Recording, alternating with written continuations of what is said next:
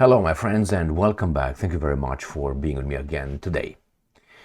Well, a little update from Ukraine and not only. First, the war between the West, I would say the Anglo-Saxons, and the Russians is inevitable. As I said many times before, I think it's inevitable because the Western world needs resources.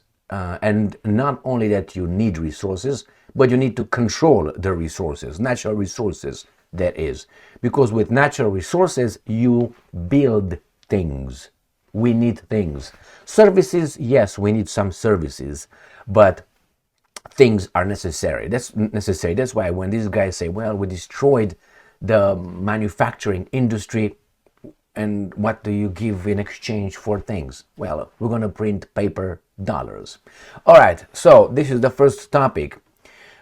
West-Russia war becoming inevitable. Now, don't confuse the West with Romania being the West. No, the Romanians, baboons, will be used by the guys in charge of the West. All right, next topic.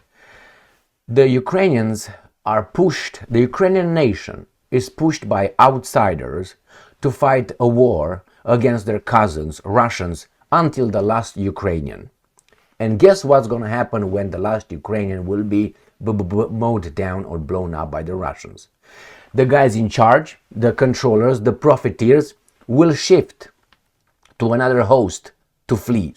That is, maybe Poland, maybe Romania, maybe the Baltic states. It's going to go on. And then they will portray to their jackal media as such as the Russians are attacking and we are defending, even though NATO and the European Union expanded or enlarged, to the east towards Russia and not vice versa. So Klitschko, the former heavyweight champion of the world in boxing, the Mr. Jab guy with his brother, is willing to lower the draft age for the Ukrainians. That is, well, we have a man shortage. Besides the fact that about 200,000 Ukrainians defected, did not want to fight for these guys, we're going to lower it. We're going to go to what, 15 or something? It's not impossible. Why?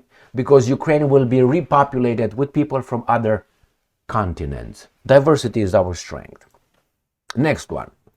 Remember, when you arm a uncontrolled party, that party could turn around and shoot at you with the weapons you provided. Ukraine is uncontrolled, or is controlled as much as it receives money and support. When you cut that, they might turn around and bite you. So Ukraine has become, and I'm quoting, drone superpower and produces 4 million UAVs per year. 4 million.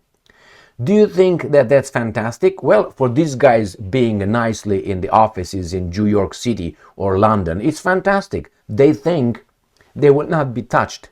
They only can jab Russia without being knocked out or jabbed back. The problem is the Ukrainians or the guys in charge of Ukraine are a failed state.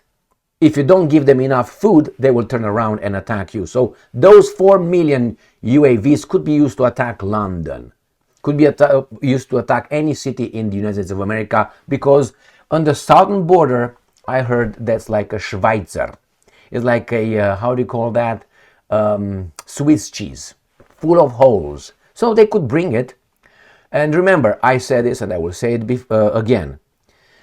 There will be, I predict, terrorist attacks on the Western world. All of them will be blamed on Russia or whomever is the enemy at the time ascribed to us by the guys in charge of us.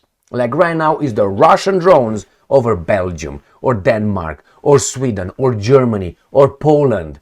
Some of them might be, some of them might not be, but always they will point the finger to the enemies, not to the false flag operations. No. Next. The Ukrainians are losing. How do you know they're losing? By retreating and giving up territory. That's how you lose. Now you can say, well, maybe we're regrouping. We don't know that yet, but you're regrouping because you lose some positions that become disadvantageous to you. The Ukrainians report that their forces retreat from 5 settlements, only in Zaporizhzhia Oblast, and only in Zaporizhzhia. Then we have Syrskyi, the commander-in-chief, the guy in charge, the ethnic Russian guy in charge of the Ukrainian nation's military, the guys that will fight for the outside interest, says that Russia makes gains in Zaporizhzhia Oblast. He confirms. Then Pokrovsk and Kupyansk. It is a mopping up operation conducted by the Russian military in those two encircled, blocked cities. Not taken yet, but they're encircled. And the Russians are sending in and bombarding whatever troops remained over there. Why?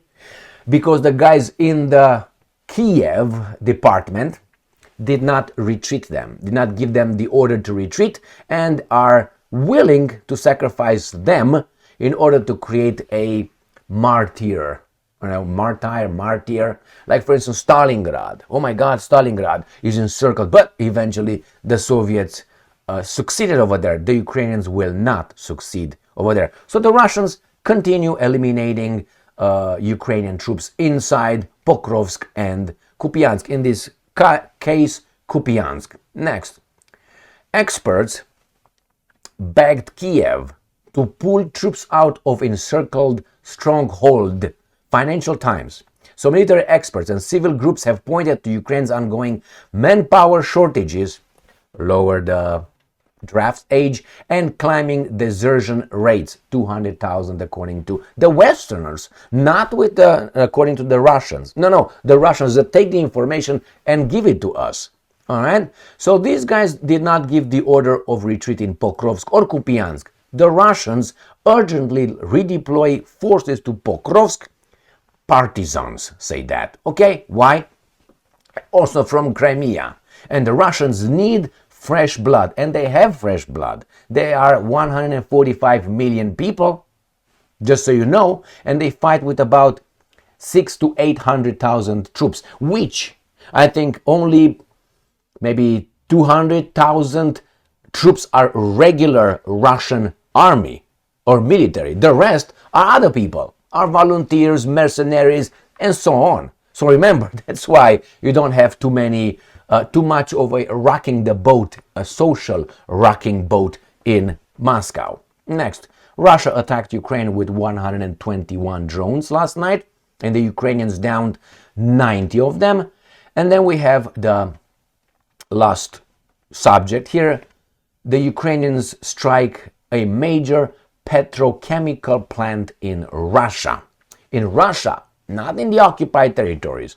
Why? So the West can compete with, petrochemical products somewhere in a market. You can't fight them fair and square in the capitalist way, making a better product, maybe at a better price as well. You ban them, you make them illegal. Therefore, you are the monopoly on the market. This is how the Americans sell their garbage LNG on the European market. Guys, you need to ban cheap, good Russian natural gas, and we're gonna help you pay 3 to 4 times premium. Good job. All right. And everything else in Europe becomes more expensive all of a sudden.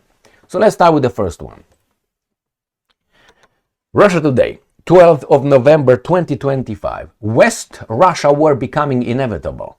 Serbian president. European nations are arming themselves at an alarming rate. Alexander Vučić has warned the president of Serbia. A direct military confrontation between Western nations and Russia is becoming unavoidable.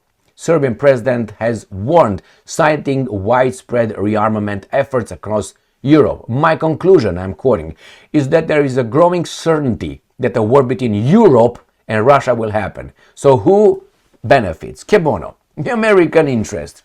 Vučić says they are preparing for war, or for defense as they call it. The baboons, I say, in Romania, Poland, Finland, smaller countries too, and the Russians as well. Everyone is preparing. What can come from that? only conflict. I totally agree with that, and you know my position on that. I made it clear many times. It's not because I like it, it's because that's my assessment. The West, Anglo-Saxon West that is, will use all the baboons they can in order to take over the Russian resources, natural resources. And once they control that, and the Russian nuclear arsenal, and the Russian media, and the Russian political class, then it's China's turn. And when these guys say China oil, click, China gas, click, China will come begging the Anglo-Saxons to allow them to buy, to purchase, to have access to the Russian oil. That's what it is. And when China is subdued, everybody else is subdued. India and these guys will fall in line on their own, looking at how the bigger, stronger guys collapsed, were defeated. So these guys, this is just part 1 or part 5 of the part whatever it is, whatever it takes for the Anglo-Saxons to take over the planet. The globe is over there, just so you know, in my hand. So that's the first one. Indeed, yes, they're preparing. They're preparing you in Europe to pick up the hot potatoes for them. Next one. Let's see how these guys are going to fight until the last Ukrainian.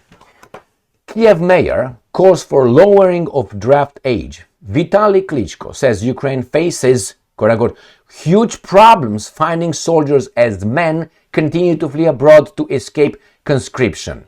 So he thinks that last year Ukraine lowered the draft age from 27 to 25 and tightened enforcement to replenish the ranks of military as troops.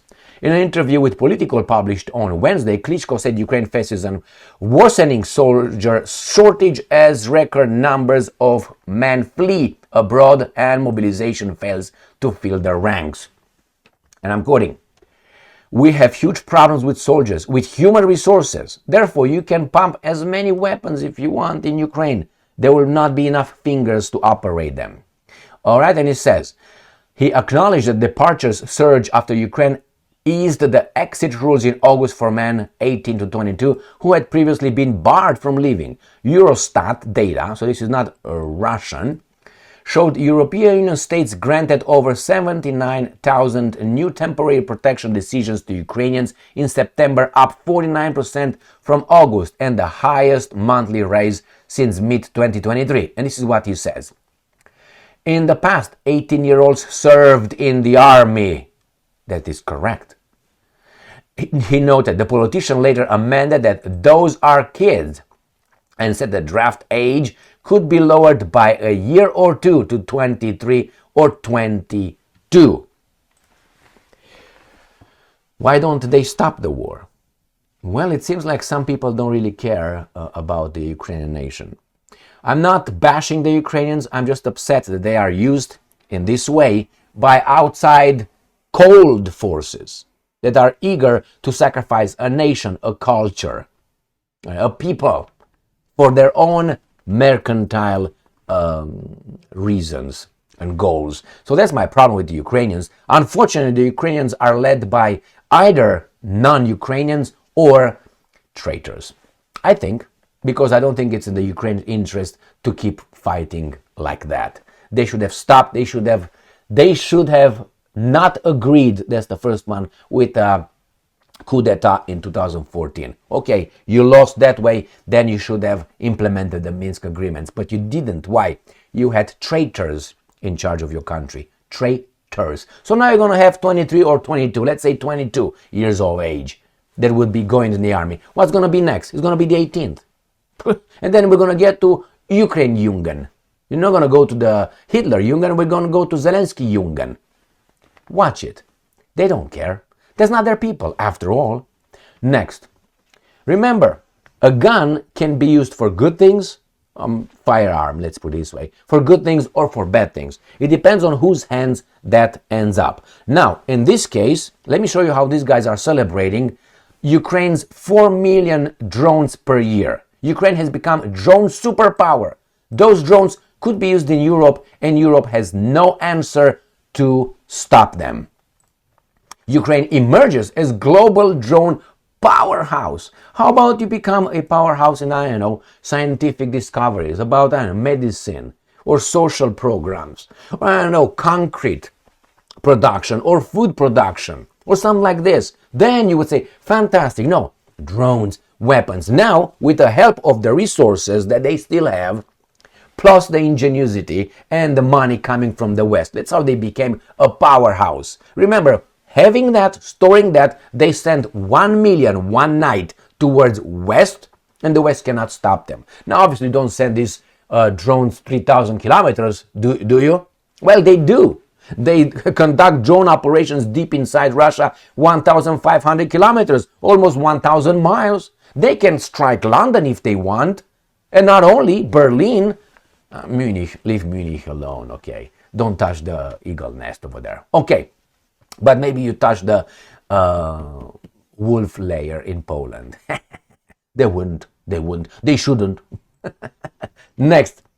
The Ukrainians are losing, my friends. The West is losing unless they do this. There you go. They get themselves inside. And we had Ukrainian forces retreat from 5 settlements in Zaporizhzhia Oblast. This is according to Ukrainska Pravda with the Ukrainians. And Russia makes gains in Zaporizhzhia Oblast. Syrskyi, their ethnic Russian in charge of the Ukrainian army, says. And remember, you have a Jewish president and used to have a prime minister. Now he's the defense minister. He's Jewish. You had the defense minister, Mr. Umerov, non-Ukrainian as well. Then you have the chief of staff, the guy in charge of things, Mr. Yermak, he's Ukrainian, and so on. Where are the Ukrainians? I tell you where they are. Budanov, who was a CIA agent, that's what he is. Then you have the Sybiha, the foreign minister, and now you have the prime minister, a young woman, know nothing basically, just a facade for these guys to operate behind the scenes. All right, so where is Zaporizhzhia? So we're going to show you where Zaporizhzhia is, so you know where these guys are taking a shit actually, and they're taking it everywhere on the front, except I would say in Kherson. Here is Kherson. This is where nothing happens. Only clip-clop, they play ping-pong here. But nobody advances, nobody crosses the Dnieper River. So this is Kherson, nothing there. This is Zaporizhzhia. This is where the Russians are advancing. In this area right here and in the center. Right there. So this is Zaporizhzhia front. And this is Dnipropetrovsk. Right here where the Russians are way in. And they're going to continue going probably to the Dnieper River, Dnipropetrovsk and Zaporizhzhia, the cities. And then you got obviously the Pokrovsk here and you got the Kupyansk right there, which we're going to go right there. Is that what it is? Yeah. Unit of Russia's Zapad Battlegroup eliminates 15 Ukrainian soldiers in Kupyansk. Now, you may say 15, you make me laugh. Why is it 15 and is a serious business? It's because it's in Kupyansk, which is encircled. This is where, and these guys cannot get out. They don't have even an order to get the hell out. And the Russians are conducting on mop-up operation right here. That's why this is very important in Kupyansk. They will eliminate them one by one. Why? Experts begged Kiev to pull troops out of encircled stronghold. Financial Times. Now, remember, Financial Times, if I remember, is a British garbage. And the experts are not the Russian experts. Military experts and civil groups have pointed to Ukraine's ongoing manpower shortages and climbing desertion rate. Where is he? Didn't he say that too? Yes, he did. He did. All right. Ukrainian civil groups and military experts have been pleading with the country's leadership, the Ukrainians, in charge of the Ukrainians, to withdraw its forces from the city of Krasnoarmeysk, Pokrovsk, before they become fully encircled by the Russian troops, the Financial Times reported. Got it? So they said, get them out of Krasnoarmeysk, which is Pokrovsk, right here. Too late. Why? I think they want to make these guys martyrs in order to say, oh, remember Pokrovsk? Yeah, I remember Pokrovsk, and as I remember, what was that? Bakhmut. Remember Bakhmut right here somewhere? Remember? Or you remember the Mariupol with Azovstal? They made such heroes over there. They just mopped them, and 2,600 of them just went to Russia to visit the Kremlin, I guess. All right, next one. These guys don't care about the Ukrainians. That's my point. Russian army transfer equipment from Crimea to Russian-Ukrainian front. All right, and Russians urgently redeploy forces to Pokrovsk. So where is that? Pokrovsk again. The Pokrovsk is Krasnoarmeysk, right here. So the Russians are pushing for the last blah blah blah of these guys. Mapping operation. I will make a video after this with a sorry ass. That's exactly how I would identify it. Sorry ass Russian troops entering Pokrovsk. There's a video, it came I think about 2 days ago, with the Russian troops entering Pokrovsk. I will play the video for you, and that for me, it shows like Mad Max. You remember Mel Gibson's Mad Max? I think Mad Max 2 and Mad Max 3, but Mad Max 2, with those guys on the motorcycles, with those jeeps and all those. That's how the Russians enter Pokrovsk. I was like, I can't. Why? I compared that with the entrance of the bad guys from the Wehrmacht entering different cities. And I'm going to show you, these guys are just, I was looking and I said, who are these guys? This is not the Russian army. That's not the Russian army. I will make that video after this one. So let's go to the next. So they bring troops for the final mop-up operation right there. Russia attacks Ukraine with 121 drones, 90 downed, strikes recorded at 19 locations. So the same thing, they did it they were jammed, and that's about it. They don't tell us exactly where, it's just that there are 19 locations and debris from pop. 31 attack drones are confirmed to have occurred at 19 locations. Ukrinform says the same thing, 90 out of more than 120. And the Russians launched their drones from Milerovo, Oriol, Primorsko-Akhtarsk, Chauda. So from Crimea, Milerovo, Oriol, Primorsko-Akhtarsk. So the Russians start from Oriol, the drones right here. Then they said Milerovo, which is right here.